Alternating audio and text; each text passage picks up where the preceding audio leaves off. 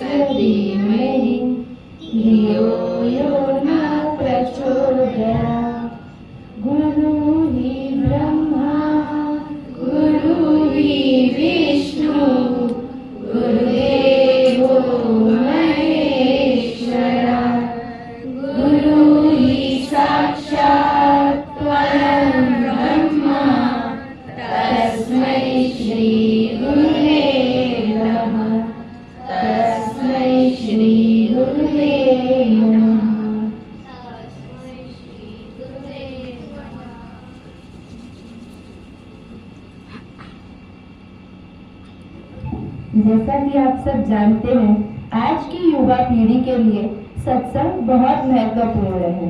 हमारे सत्संग में दादाजी कहते हैं, बच्चों के लिए ही नहीं बल्कि सबके लिए 3 बुरी आदतें जीवन में नहीं आनी चाहिए। Bad people, bad food, bad habits. इन तीनों चीजों को हमारे जीवन में नहीं लाना चाहिए। तो हम आज अपने सत्संग में इसी बात पे आगे चर्चा करेंगे।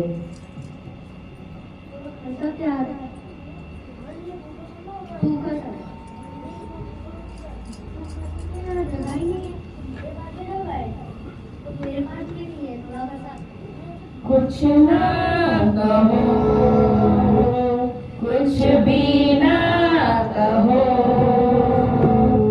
कुछ भी ना कहो, जो कहना है, जो सुनना है, तुमको पता है, मुझको पता है। शांति सरोवर में नाया करो, जरा शांति है। शांति सरोवर में नाया करो, जरा शांति है। सुनिए, अभी आप सब ये बताइए कि आज सोने का भाव ज्यादा है या चांदी का? आप सब में से कौन बताएगा? बताइए विशाल। सोना। बहुत अच्छा। मौन है सोम, बोलना है चांदी और बजाना है विक। हमें हमेशा मौन नहीं रहना चाहिए। जितना पूछा जाए उतना ही जवाब दे। बोलने से आपकी कीमत कम होती है। बजाना है विक। बजाना मतलब किसी को बार बार टोकना, एक ही बात दोहराना। इसलिए हमें बजाना नहीं चाहिए। बच्चों के लिए सत्संग बहुत जरूरी हो गया है। जो लोग बचपन से ही सत्संग में आते हैं उनके जीवन की कीमत हीरे की तरह होती है। जो लोग थोड़ी देर से आते हैं उनके लिए सोना, जो उससे देर से आते हैं उनके लिए चांदी, और जो अंत में आते हैं यानी कि बुजुर्ग होने के बाद या बुढ़ापे में आते हैं उनकी कीमत तांबे जैसी होती है। दीदी तांबा मतलब? तांबे का मतलब होता है ब्रॉन्ज। वो जैसे स्कूल में मेडल मिलता है वो? हाँ, वही ब्रॉन्ज। चलिए, अब आप सब काफी लंबे से सीखा। चलिए एक एक करके अपना अनुभव बताइए। ऋषभ, आप बताओ आपने क्या सीखा? उसे बंद करने नहीं चाहिए, ये मैंने सीखा। चलिए आरोही, आप बताइए आपने क्या अनुभव किया? हरिओम सभी को, सारी देवियों को हरिओम, सारे बड़े गुरु जी को कोटि कोटि नमन। मैं सत्संग 3 साल से आता हूँ। मुझे यहाँ पर आने से बहुत अच्छा लगता है। जैसे हम स्कूल में एवरीडे जाते हैं, पढ़ाई करते हैं, आगे बढ़ते हैं, वैसे ही जीवन में आगे कैसे बढ़ना है, लाइक हमारा behaviour, manners and art of living thing, ये सब यहाँ पे सीखने को मिलता है। मुझे पहले बहुत गुस्सा आता था, अभी भी आता है, बट अभी कंट्रोल में है। दीदी बोलते हैं गुस्सा आए तो 10 से उल्टी गिनती चालू करनी चाहिए, गुस्सा चला जाता है। ऐसा बहुत बार किया भी है और ऐसा होता है। हमें यहाँ पर मेडिटेशन करवाते हैं जिससे माइंड पावर बढ़ता है, पढ़ाई में कंसंट्रेशन जाता है। यहाँ पर हमको बहुत सारी अच्छी बातें सीखने को मिलती है। Hariom, thank you. बहुत अच्छा बताया आपने। चलिए ऋतिका, आप बताइए आपने क्या सीखा? हरिओम सभी को, मैं सत्संग 2 सालों से आती हूँ। मुझे यहाँ पे बहुत अच्छा लगता है। 2 कॉमन सेंस की पॉइंट, बड़ों के बीच में नहीं बोलना चाहिए और बड़ों की रिस्पेक्ट करनी चाहिए। Hariom, thank you. चलिए विहाना, आप बताओ आपने क्या सीखा? सभी गुरुओं को मेरा कोटि कोटि नमन और सभी प्रेमियों को मेरा हरिओम। मैं सत्संग बचपन से आती थी पर बीच में छूट गया। तब पता चला कि सत्संग का जीवन में कितना महत्व होता है। सत्संग जब नहीं आती थी तब पढ़ाई में कंसंट्रेशन भी नहीं रहता था और माइंड भी भटकता रहता था। सत्संग आने के बाद माइंड कॉन्सेंट्रेट भी रहने लगा और पढ़ाई में भी ध्यान लगने लगा। मैंने कॉमन सेंस और आर्ट ऑफ लिविंग से ये पॉइंट ली है कि अगर हमको सुबह कभी भी बाहर जाना हो तो रात को ही सारी प्रिपरेशंस करके रखनी चाहिए, सुबह किसी को भी डिस्टर्ब ना होता। हरिओम। आप कुछ बताना चाहोगे?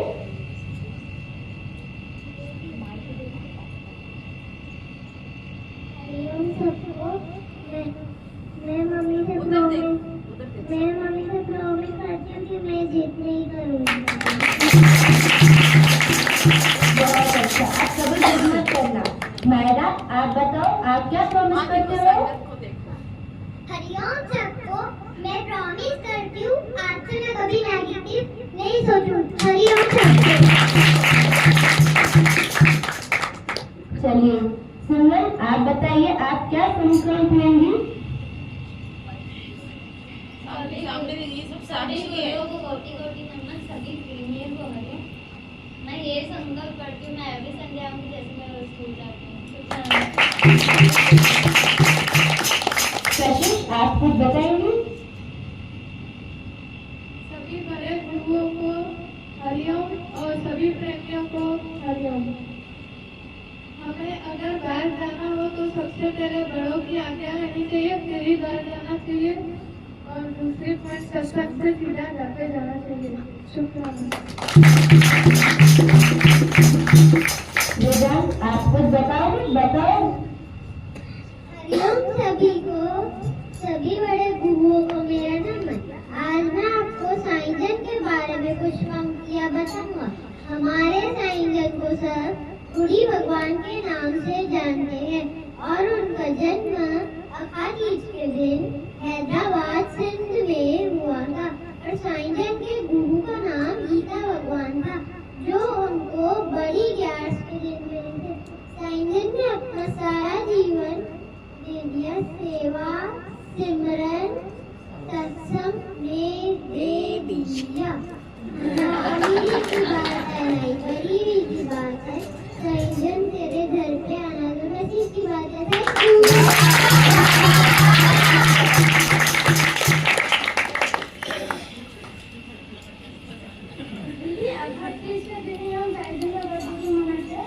अखातीज के दिन ही हम साईं जन का बर्थडे क्यों मनाते हैं, ये आप सबको रुचिका बताएगी।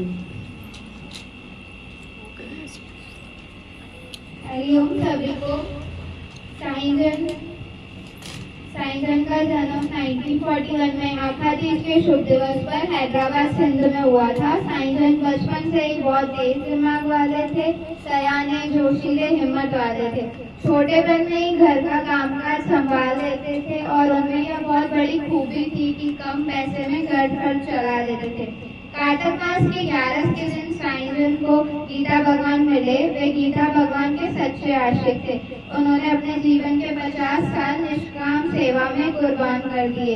धन्य हुई हमारी अहमदाबाद की भूमि और हम सब, जब साईं जन आगरा से 1969 में अहमदाबाद आए और सत्संग की शुरुआत की। जग में आया गुरु है हमारे लिए, ज्ञान वर्षा हुई है हमारे लिए, प्रेम वर्षा हुई है हमारे लिए। अहमदाबाद में ब्रह्म ज्ञान सत्संग की शुरुआत साईं जन ने की। सबके अंदर ज्ञान के बीज बोए। वे सबको ज्ञान के साथ विज्ञान भी सिखाते थे। उनको डिसिप्लिन बहुत पसंद था। शुक्राना। बहुत अच्छा। सागर और चिराग, अब आपको पता चला कि अखातीज के दिन ही साईं जन का जन्मदिन क्यों मनाया जाता है? हाँ दीदी। चलिए, बहुत अच्छी बात है।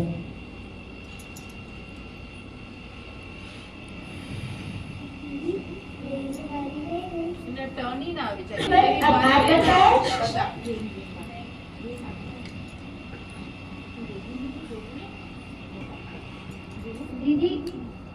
दीदी आप तो बोल रहे थे कि गेम खिलाएंगे, गेम तो खिलाई नहीं। और मुझे आप तो बोल रहे थे जूस भी पिलाएंगे, जूस का पिलाया।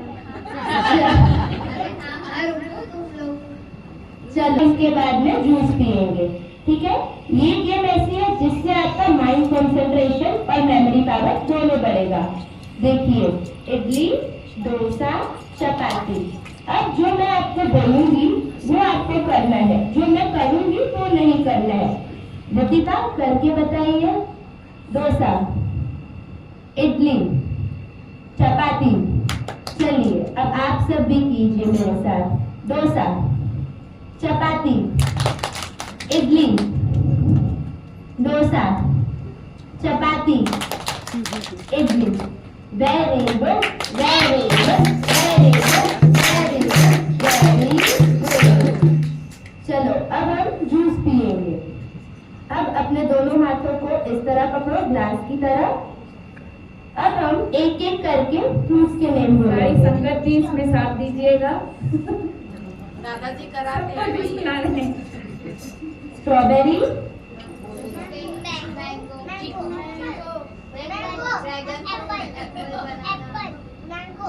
चलिए मिक्स फ्रूट्स।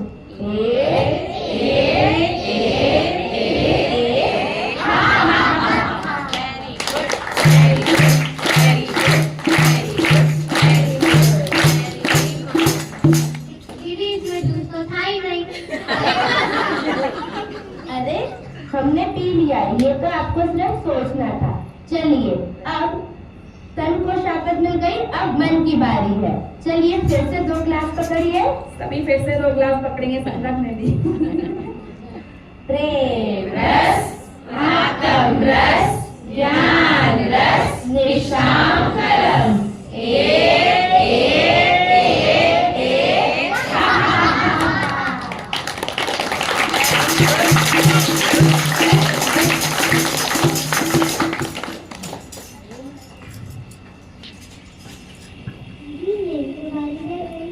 अच्छा, चलो शिवक, आप बताओ, आप क्या बताओगे? सभी गुरुओं को कोटि कोटि नमन, सारी प्रेमियों को हरिओम।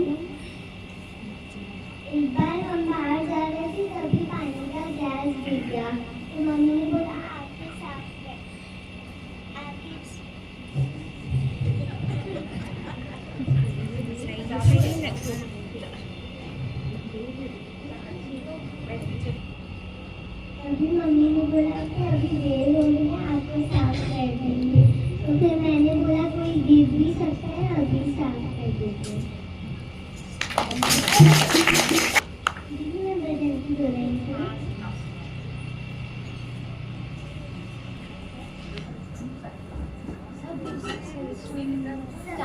सबसे सुंदर सबसे प्यारा है तेरा दरबार, बना रहे यूं हमसे प्रीतम सदा सदा तेरा प्यार, तेरा दरबार मिला है, प्यार की तार जुड़ी है, ओहो तेरा दरबार मिला है, प्यार की तार जुड़ी है, सबसे सुंदर सबसे प्यारा है तेरा दरबार, बना रहे यूं हमसे प्रीतम सदा सदा तेरा प्यार, तेरा दरबार मिला है, प्यार की तार जुड़ी है, ओहो तेरा दरबार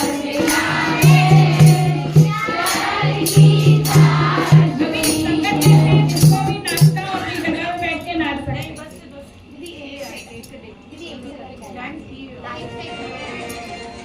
अरे रखो ना माइक।